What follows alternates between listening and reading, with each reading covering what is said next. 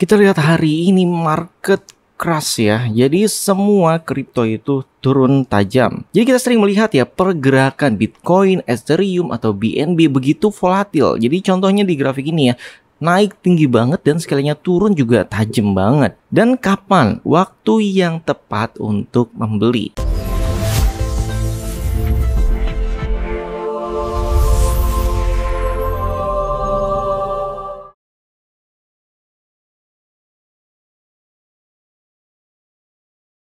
Hai Trader Universe, kalian pasti pernah lihat ya grafik Bitcoin, Ethereum, BNB yang seperti ini. Jadi tiba-tiba harganya melonjak sampai ATH seperti BNB yang kemarin.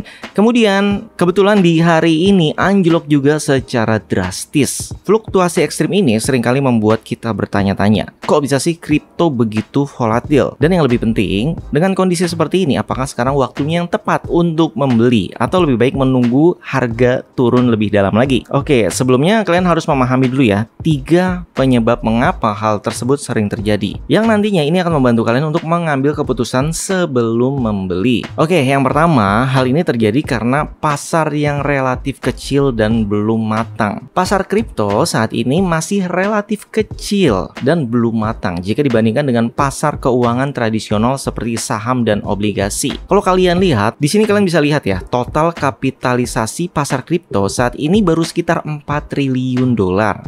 Masih jauh lebih kecil dibanding dari pasar saham global yang mencapai ratusan triliun dolar. Akibatnya, pergerakan uang dalam jumlah besar di kripto bisa langsung menggerakkan harga secara signifikan. Terkadang datang dari satu investor saja, seperti Michael Saylor. Kalian pasti tahu kan? Kalau nggak tahu, searching di Google ya. Hingga institusi. Bayangkan, satu tweet aja, misalkan dari CZ atau dari Elon Musk, itu bisa mempengaruhi market kripto. Termasuk berita dari pemerintah, itu juga bisa menciptakan efek domino yang sangat kuat. Jadi itulah kenapa hal tersebut bisa mempengaruhi harga di pasar kripto. Kemudian yang kedua, pasar kripto didorong oleh sentimen dan spekulasi yang sangat tinggi, jauh lebih kuat daripada fundamentalnya. Tidak seperti saham yang harganya dipengaruhi oleh kinerja dari perusahaan, pendapatan, dan laba. Harga kripto lebih sering dipicu oleh hype atau FOMO, berita dan ekspektasi masa depan. Seperti contohnya Bitcoin, Ethereum, dan BNB. Untuk Bitcoin, banyak investor yang menganggap BTC sebagai aset pelindung nilai atau hedge fund terhadap inflasi, atau bisa juga terhadap pelemahan mata uang fiat. Karena Bitcoin itu suplainya terbatas, hanya 21 juta koin.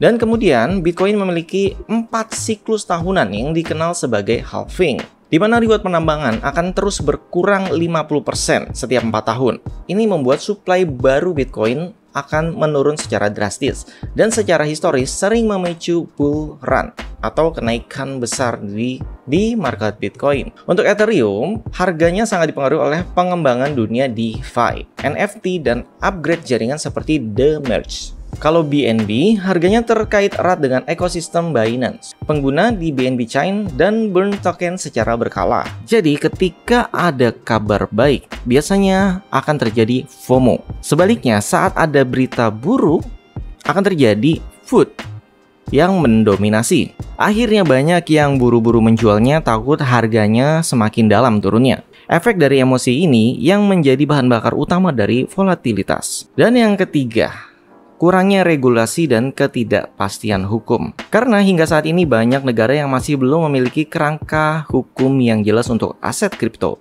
Sehingga banyak yang menganggap kripto ini masih berada di zona abu-abu secara hukum. Volatilitas ini adalah cerminan dari ketidakpastian hukum. Untuk para investor, terutama institusi besar, masih menunggu kejelasan regulasi ini sebelum benar-benar masuk ke pasar kripto. Sehingga para investor, terutama institusi besar, masih menunggu kejelasan regulasi sebelum benar-benar masuk ke pasar kripto.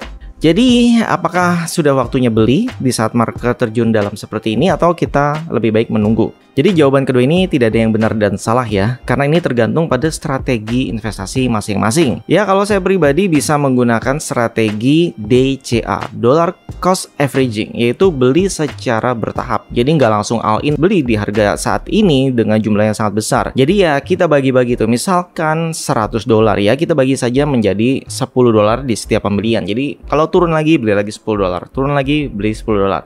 Karena kita fokus pada jangka panjang ya. Kalaupun kalian masih mau menunggu ya itu pilihan bijak kalian ya. Jadi bisa mengurangi resikonya karena memang market kripto ini resikonya besar. Sekalian menunggu, kalian bisa menggunakan waktunya untuk belajar memahami fundamental dari masing-masing setiap token kripto. Oke, bagi kalian yang mungkin saat ini belum punya akun trading, kalian bisa daftar dulu misalnya menggunakan Binance ya. Linknya ada di deskripsi video. Kalian bisa menggunakan kode vouchernya untuk mendapatkan voucher BAT 200 USDT yang bisa kalian gunakan untuk biaya transaksi. Kalau video ini menambah wawasan kalian, jangan lupa support kami dengan cara like, subscribe, komen, dan share. Terima kasih.